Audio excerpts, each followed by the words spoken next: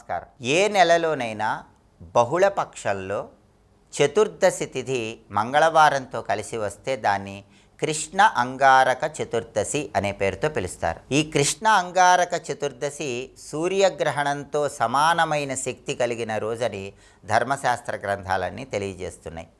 అంటే సూర్యగ్రహణం ఉన్న రోజు మనం స్నానం చేస్తే, దానం ఇస్తే, పితృతర్పణాలు ఇస్తే ఎలాంటి ఫలితాలు కలుగుతాయో ఈ కృష్ణ అంగారక చతుర్దశి రోజు మనం స్నానం చేసినా, దానాలు ఇచ్చినా, తర్పణాలు పితృదేవతలకు విడిచిపెట్టినా అంతే ఫలితాలు కలుగుతాయని ధర్మశాస్త్ర గ్రంథాలన్నీ తెలియజేస్తున్నాయి. కాబట్టి కృష్ణ అంగారక చతుర్దశి బహుళపక్షంలో చతుర్దశి తిథి మంగళవారంతో కలిసి వచ్చిన రోజు.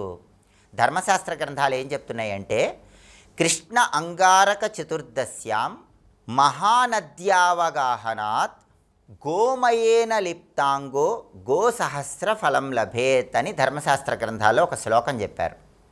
ఈ శ్లోకంలో ఉన్న అర్థం ఏంటంటే, కృష్ణ అంగారక చతుర్దశ్యాం మహానద్యావగాహనాత్, ఎవరైతే కృష్ణ అంగారక చతుర్దశి రోజు ఏదైనా నదిలో స్నానం చేస్తారో, అది కూడా స్నానం చేసేటప్పుడు గోమయేన లిప్తాంగో అంటే కొద్దిగా ఆవు పేడ శరీరానికి రాసుకొని, గోమయం శరీరానికి రాసుకొని స్నానం చేస్తారో గోసహస్ర ఫలం లభేత్, వాళ్ళకి 1000 గోవులు దానం చేసిన ఫలితం కలుగుతుంది అని ధర్మశాస్త్ర గ్రంథాల్లో ఉన్న ఈ శ్లోకం మనకు తెలియజేస్తుంది. కాబట్టి ఎవరైనా సరే ఒకేసారి 1000 గోవులు దానం చేసిన ఫలితం రావాలంటే ఈరోజు సూర్యగ్రహణంతో సమానమైన కృష్ణ అంగారక చతుర్దశి.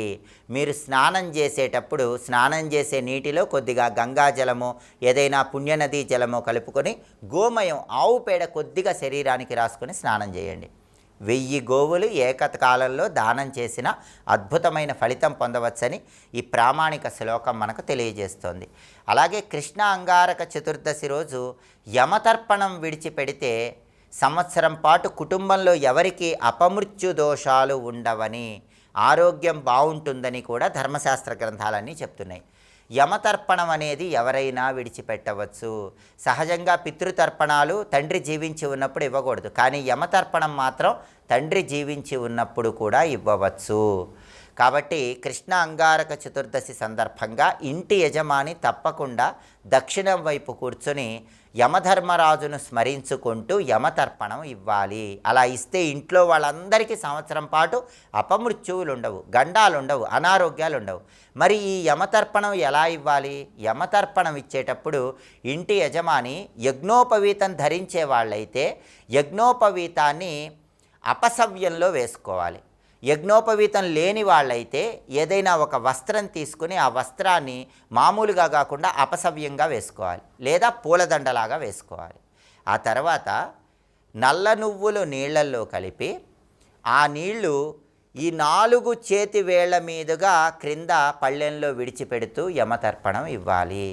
యమతర్పణం ఇచ్చేటప్పుడు రాగి పాత్రలో నీళ్లు తీసుకొని ఆ నీళ్లలో నల్ల నువ్వులు కలిపి, ఆ నల్ల నువ్వులు కలిపినటువంటి నీళ్లు ఈ 4 వేళ్ల నుంచి కింద పళ్ళెంలో విడిచిపెట్టాలి. ఎందుకంటే యమతర్పణం అంటే అది దేవతర్పణం కాబట్టి ఈ 4 వేళ్లతో ఆ నీళ్లు విడిచిపెట్టాలి.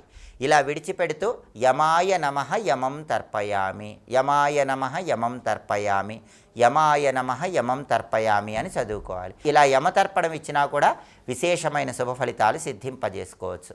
అలాగే కృష్ణ అంగారక చతుర్దశి సందర్భంగా గోధుమలు దానం ఇచ్చినా, ఎవలు దానం ఇచ్చినా అద్భుత ఫలితాలు కలుగుతాయి. ఎవలు మీకు అందుబాటులో లేకపోతే బియ్యం దానం ఇవ్వండి.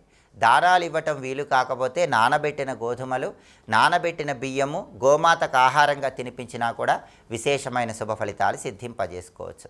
అలాగే ఈ రోజుకి ఇంకొక ప్రత్యేకత ఉంది. ఆ ప్రత్యేకత ఏంటంటే మాస శివరాత్రి.